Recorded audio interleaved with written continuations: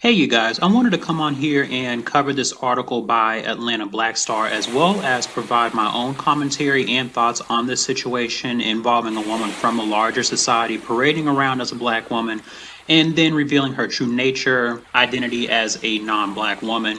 And this obviously isn't anything new. We all remember when Rachel Dolezal was blackfishing and culturally appropriating blackness because she realized the benefit she could get from doing so. And I have to say that this phenomenon is black people's fault. In my last video with Sean King, I talked about how black people with open arms accept and embrace everyone to our community. And then when these same individuals start disrespecting our culture, then this selective outrage follows. We get upset, then 2 weeks later, we forget about it like the ceaseless pattern of the water cycle, which I might add makes it easy to interpret our behavior because it's predictable.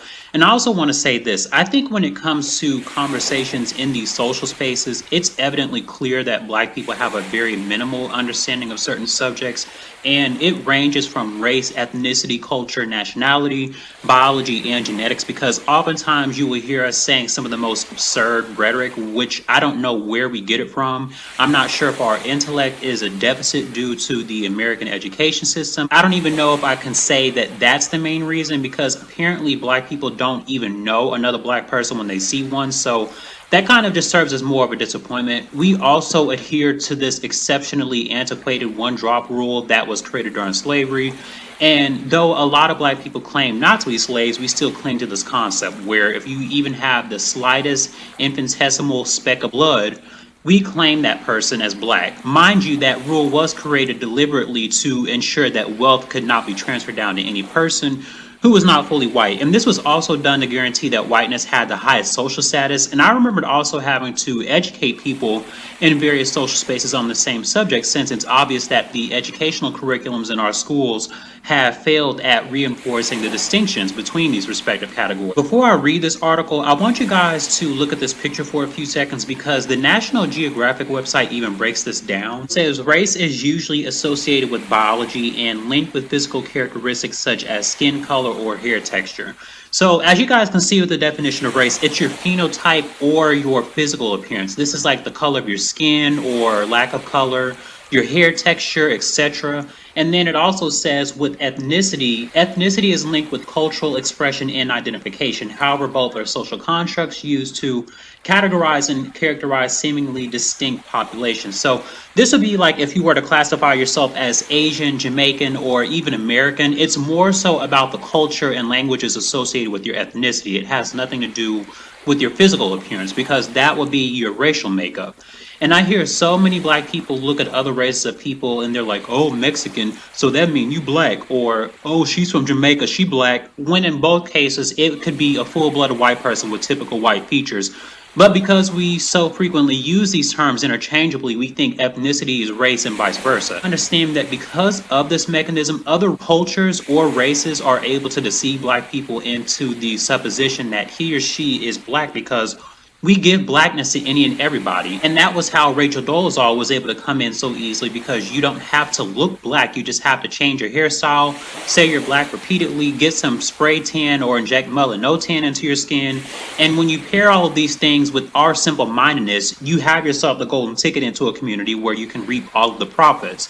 And it speaks to the odd and eccentric perception of the black community's acceptance of strangers into our group. Again, one thing I want to place emphasis on is the fact that other communities of people don't have this notion to just accept someone because they say they're from the same racial category. You have some black people running around here saying Cardi B is black, Evelyn Lozada is black, Sean Stockman from Boys to Men said Gina Rodriguez is black because she's Latin, which had to be the most ignorant thing I've ever heard.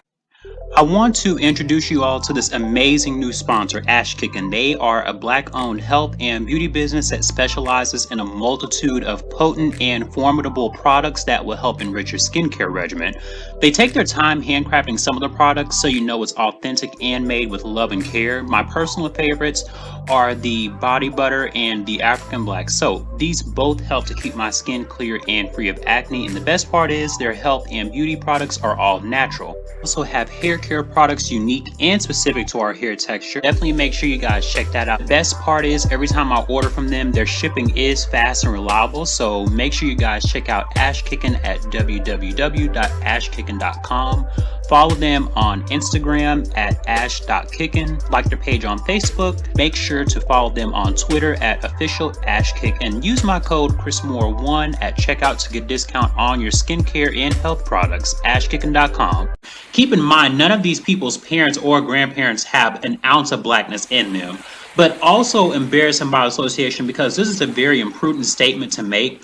I watched that interview, and the interviewer had to tell Sean Stockman that there is a difference. When you look at Gina Rodriguez, she's not a black woman. Black women do not look like that, and we need to correct that narrative because it also contributes to black erasure. I'll provide more commentary after reading some of this article to you first. So it starts off by saying, on Thursday, George Washington University Associate Professor Jessica Krug revealed that she had been pretending to be a black woman for years.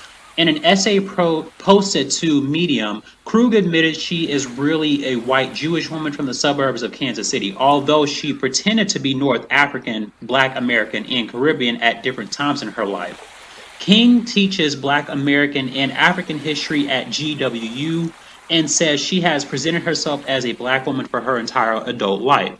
She has received financial support from cultural institutions, including the Schomburg Center for Research in Black Culture, and authored a book about the transatlantic slave trade. In her book, Fugitive Modernities, Krug appears to allude to the idea that she is a descendant of enslaved people. My ancestors, unknown, unnamed, who bled in life into a future they had no reason to believe could or should exist. My brother, the fastest, the smartest, the most charming of us all, those whose names I cannot say for their own safety, whether in my burial in Angola or in Brazil, she writes in the acknowledgments. It says she's a Jewish woman, which I don't know why it's important for us to know that, but I am glad they mentioned it because it brings me to another stigma when it comes to proper identification of a person's race.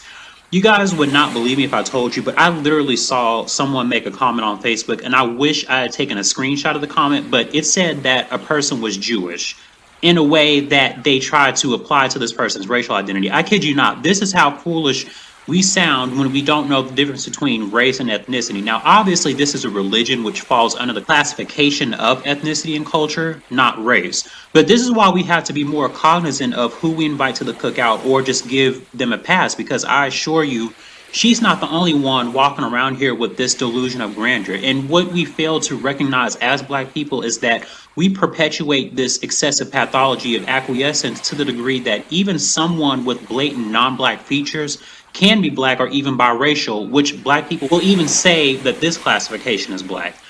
How can we honestly be apoplectic when someone disrespects our culture when we don't call out blackfishing, cultural appropriation, and other questionable behaviors? And the most recent case of this would have to be the Adele situation. She was wearing this Jamaican attire and Bantu knots. And see, my problem really was with the Bantu knots. We know that this hairstyle is culturally associated with Black women. And it makes me irate to see how Black people also don't understand the difference between cultural appropriation and assimilation. Because, of course, you had some Black people defending this woman from a larger society, doing our annoying typical behavior of saying, oh, but Black women wear weave and straight hair and wigs. Black women assimilate to European hairstyles because in the workforce and even historically, Black women were told that they couldn't wear their natural hair or they'll face some type of consequence that affects their livelihood. And when women from a larger society decide to wear braids or other hairstyles worn by Black women, it's not assimilation because they're not forced to conform to a society or be weaponized simply for wearing the hair that grows out of their scalp. It's appropriation because when you have women like Kim Kardashian wearing braids or being told how that style is so innovative and marketing off of this very hairstyle that Black women are reprimanded for, it shouldn't be difficult to comprehend that these two constructs can't coexist. But I'll explain more after I finish reading this article. It says, but in the Medium essay, The Truth and the Anti-Black Violence of My Lies, posted on September 3rd, Krug admits she was born a white Jewish child in suburban Kansas City. She goes on to say that at various stages of her life, she identified first with North African Blackness, then U.S.-rooted Blackness, then Caribbean-rooted Bronx Blackness. Dr. Yarmar Bonilla, a professor at Hunter College, said she was a fellow at Schomburg at the same time as Krug and that she was fooled by her false identity. Krug states that mental health issues likely explain why I assumed a false identity, but later says that mental health struggles don't explain nor justify, neither condone nor excuse that in spite of knowing and regularly critiquing any and every non-black person who appropriates from black people, my false identity was crafted entirely from the fabric of black lives. She calls herself a coward several times and goes on to describe herself as a cultural leech, saying, I should absolutely be canceled. You should absolutely cancel me, and I absolutely cancel myself. If you guys have been paying attention like I have, then you'll know by now this woman won't be canceled. She'll be revered as a hero.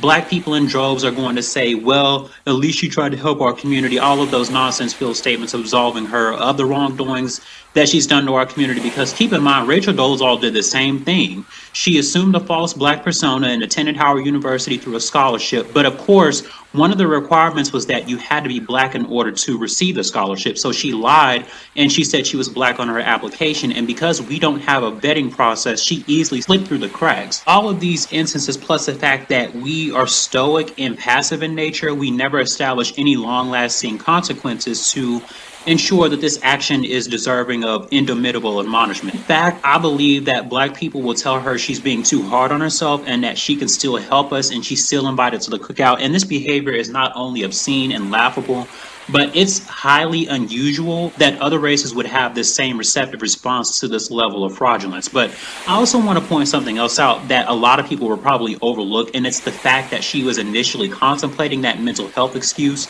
And if you guys are familiar with social issues, typically what people from the larger society will try to do to rationalize some unfavorable situation is claim the mental health card, where they'll state some off-the-wall logic to substantiate some immoral action they've committed.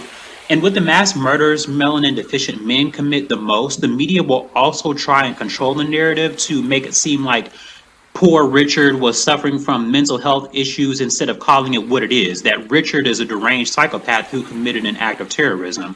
But before I go too far off topic, I'm going to go ahead and finish the rest of this article. Krug assumed the pseudonym Jessica La Bombalera when engaging in activism with other organizers at a police brutality hearing in June. She identified as a Harlem native. I want to call out all these white New Yorkers who waited for 4 hours with us to be able to speak and then did not yield their time for black and brown indigenous New Yorkers, she said.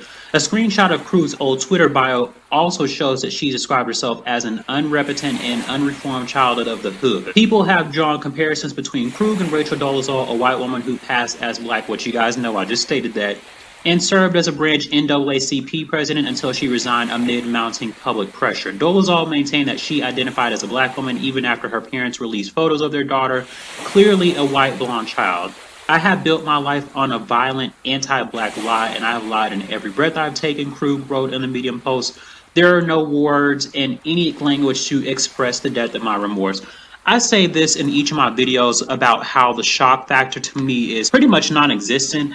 I'm not surprised by this at all. I am glad that it's being called out. We can always expect this from the larger society because they are masters of treachery and dishonesty. And to that, I also say that it brings me dissatisfaction and the near eternal disappointment of black people socially in that response to these situations.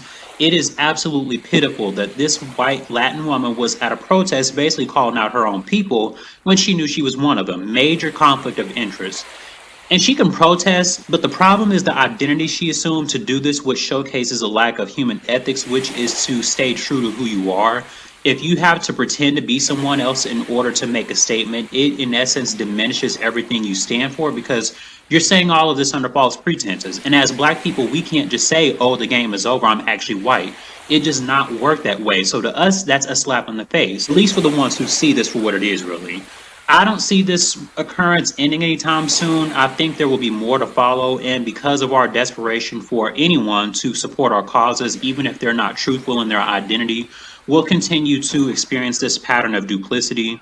And by refusing to gatekeep blackness on a collective level, we can't even say cultural appropriation because we give justifications and excuses to everyone and then go through periods of selective outrage when these same individuals come and express impertinence in our community. Let me know your thoughts on this. Do you think this woman will face any real consequences, or do you think black people will forgive and forget who she was, therefore repeating this never-ending cycle of evading accountability for people like this? Like, comment, subscribe, and share, and I'll see you guys in the next video.